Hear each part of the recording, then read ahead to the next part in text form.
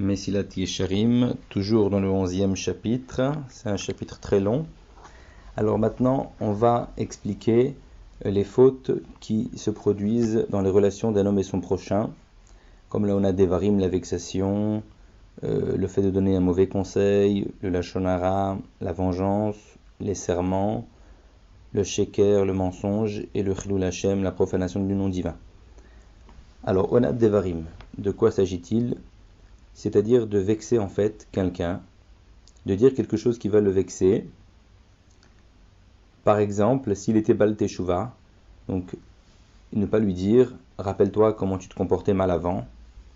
S'il avait des maladies qui venaient sur lui, ne pas lui dire, comme les compagnons de Job ont dit à Iov, si tu as eu ça, c'est sûrement que tu as dû fauter, etc. Donc ça va le mettre mal à l'aise. Si on lui demandait un conseil pour savoir où acheter telle et telle marchandise, qu'ils ne disent pas, va chez un tel, il vend cette marchandise-là. Et en fait, ils ne la vendent pas, ce qui fait que quand la personne va aller acheter la marchandise chez un tel, il va se trouver ridicule.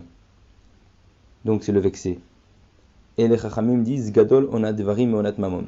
Mais onat mamon, c'est plus grave encore, la vexation par des paroles, que le fait de faire payer plus cher un objet que son prix normal. Bien que dans les deux cas, il y a une peine qui est causée, mais c'est encore plus fort avec des paroles qu'avec l'argent. À plus forte raison si c'était en public. Parce que là, en public, c'est encore plus grave. C'est marqué Amalbin, Penechavero Barabim, et Nochenek Lalamaba. Celui qui fait rougir son prochain en public n'a pas de part au monde futur. Et Rav Rizda, il a dit dans la Gemara Baba Metzia, toutes les portes ont été fermées, sauf les portes de la Ona'a. C'est-à-dire que si la personne qui a reçu la Ona'a, cette vexation, se plaint à Hachem, cela peut entraîner une punition immédiate à celui qui l'a vexé. Comme Rabbi Lazar a dit, Akol HaKadosh Baruch Hu nifra al yedei shaliach, HaKadosh Baruch Hu envoie toujours un shaliach pour faire payer les fautes, chutz me Ona'a, mais à part la Ona'a, c'est lui-même qui s'en charge. Et ils ont dit que il y a 3 personnes que le rideau n'est pas fermé, ça veut dire que la tfila est écoutée, et l'un d'entre eux c'est la Ona'a. Et même si on a une kavana, une intention pure pour encourager la personne à faire des mitzvot ou à ne pas faire des averot, on pourrait croire qu'on a le droit de lui parler durement et de le vexer. Ben pas du tout, parce que c'est marqué Ocheach tochiach et amitecha. C'est vrai qu'il faut réprimander son prochain, mais Ocheach en hébreu c'est pas réprimander, ça veut dire prouver. Quand on réprimande quelqu'un, on essaye de lui prouver son erreur. Et les Chachamim ont dit, on aurait pu penser qu'on peut le réprimander au point de lui faire changer son visage, tellement qu'il va avoir honte. Eh bien non, c'est marqué velotissa à la frette, tu ne porteras pas de faute à cause de lui. Donc, il faut lui parler gentiment. En fait, la fin ne justifie pas les moyens. Ensuite, par rapport à donner un conseil, c'est marqué dans la Torah, Velifnei Iver lotiten mirchol. Tu ne placeras pas une embûche devant un aveugle. C'est imagé, ça veut dire bien sûr au sens propre, mais ça veut dire aussi il est aveugle dans ce sujet-là, il pose une question, il demande un conseil, on n'a pas le droit de lui donner un mauvais conseil. Et même si c'est un conseil qui a l'air bien, mais qu'on sait que nous, en vérité, on le donne dans notre intérêt, eh bien on ne doit pas lui donner ce conseil-là, mais vraiment ce qu'on aurait aimé qu'on nous donne nous-mêmes comme conseil. Et si on voit qu'en lui donnant le conseil qu'il demande, ça pourra se retourner contre nous, eh bien on ne le conseillera pas dans ce cas-là. Mais on ne lui donnera pas un mauvais conseil. Sauf si c'est un cas où la personne veut faire du mal, et on sait qu'elle veut faire du mal, et nous demande conseil, évidemment dans ce cas-là, c'est une mitzvah de le rouler, de lui donner un mauvais conseil, pour pas qu'il puisse faire du mal. Ensuite, Rechilut Lashon Hara, donc ça, je dis toujours se reporter au cours dans ce site internet sur le Lashon Hara, c'est plus complet que là c'est juste on évoque la chose. Rechilut de Lashon Hara, comme c'est marqué, il y a beaucoup donc l'hôtelier Rachil Bamecha, tu n'iras pas colporter dans ton peuple. Mais en fait, beaucoup de choses rentrent dans la définition de Lashon Hara. Généralement, c'est toute parole qui peut entraîner un dommage ou une humiliation à quelqu'un, en sa présence ou en son absence. On part du principe que même si on l'a dit en son absence, ça peut lui arriver à ses oreilles un jour ou l'autre. Et donc c'est du Lashon Hara, même si ça ne lui est pas arrivé à ses oreilles. C'est du Lashon Hara. Et il y a aussi la poussière de la Lashon Hara.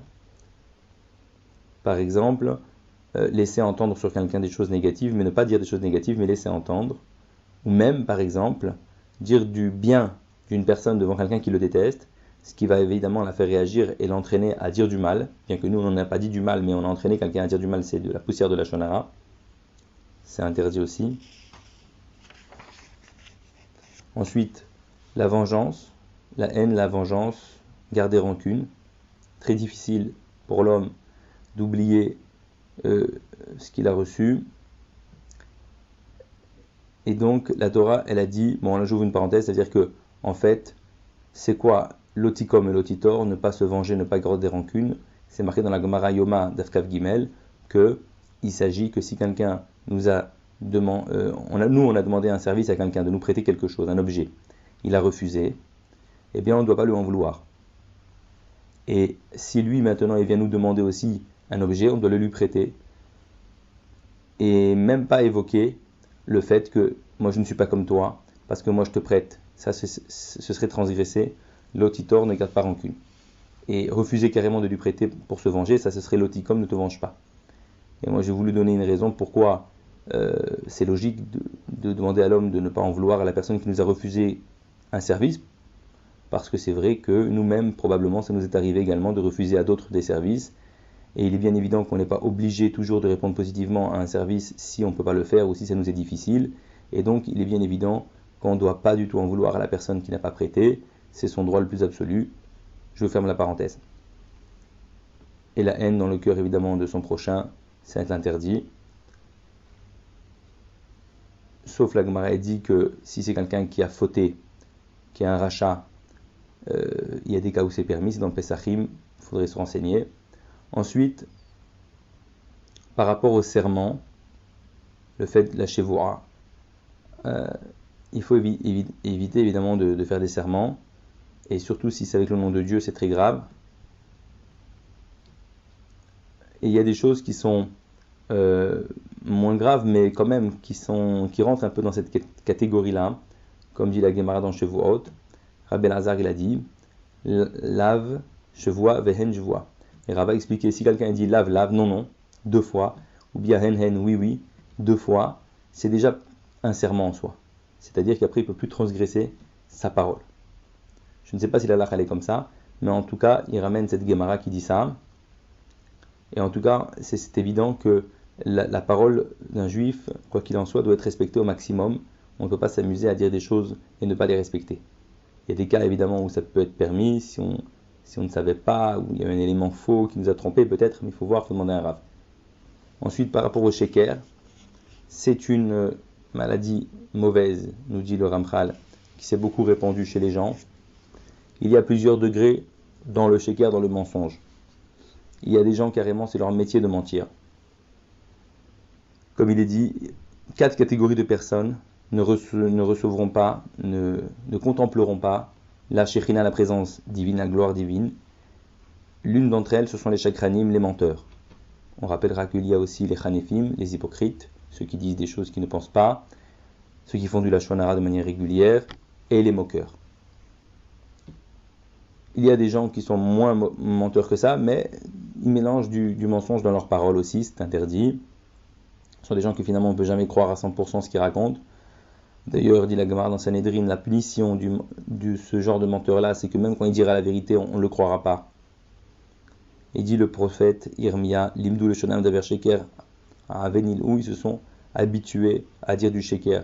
Lorsque quelqu'un s'habitue à dire du Sheker, ça devient une deuxième nature, et même s'il ne veut pas le dire, ça sortira comme ça, des paroles de mensonges forcément, qui se mélangeront à ce qu'il raconte. Et dans la Torah, il est marqué Midvar Sheker Tirechak. Tu dois t'éloigner du parole de Sheker. Et il nous fait remarquer le Ramchal que c'est pas marqué Mi Sheker Tishamer, du Sheker tu vas te garder, mais Tirechak, tu t'éloigneras. Pour nous dire à quel point il faut s'éloigner beaucoup du mensonge. Enfin, on va parler du Chilul Hashem, la profanation du nom divin. Alors, Chilul Hashem, là je fais une parenthèse, c'est d'abord, ce qu'on appelle Chilul Hashem, c'est si on demande à un juif de transgresser les 3 fautes capitales, c'est-à-dire Donc, Shfichut Damim, Gilui Arayot et Avodazara.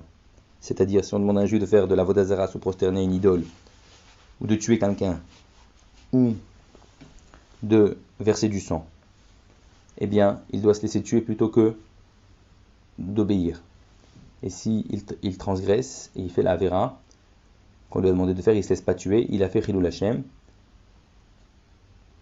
Il y a aussi un cas où c'est Shat Hashmad, ce qu'on appelle un moment d'oppression où les goïms veulent vraiment déraciner la Torah des juifs et les obliger à transgresser la Torah. Probablement comme c'était à l'époque des Grecs, peut-être du communisme avec l'athéisme, etc., où vraiment ils voulaient interdire la pratique de toute religion. Dans ce cas-là, même que ce n'est pas les 3 fautes capitales, dès lors que les goïms vont demander aux juifs de transgresser n'importe quelle mitzvah, même si elle est légère, et dans ce but-là, donc de les déraciner de leur Torah, de leur Dieu, là il faut se laisser tuer également. Et si quelqu'un il a pas réussi à ça, et il ne s'est pas laissé tuer, il a transgressé, eh bien il a fait aussi Chilul Hashem. Là ici, le Ramchal, il nous parle de Chilul Hashem au sens général du terme. C'est quoi? C'est en vérité que quelqu'un il se comporte mal, et donc ça entraîne que les gens vont pas apprécier son comportement.